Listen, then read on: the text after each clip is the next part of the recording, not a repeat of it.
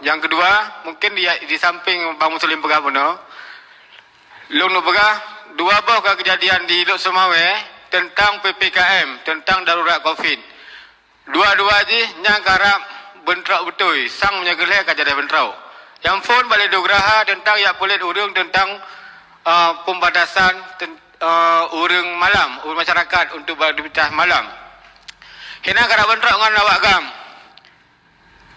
Dan kemudian bambanyo tentang penyekatan level put di Lok Semawe yang viral bak Facebook kita galon dengan awak agam si termasuk na paling magam salah satu paling magam dalam matohanan sehingga lahir bahasa budaya-budaya ka kukoh mantap ka pegawo.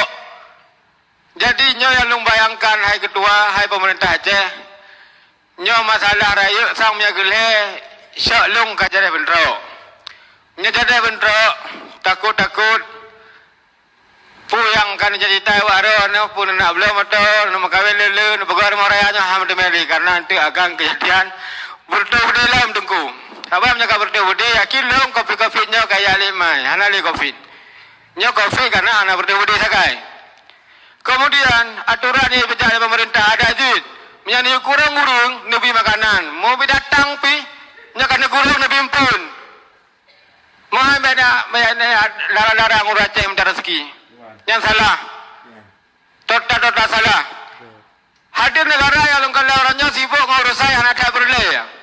Padahal urus Aceh bah kemudian tegro ke Kibancara ke mati.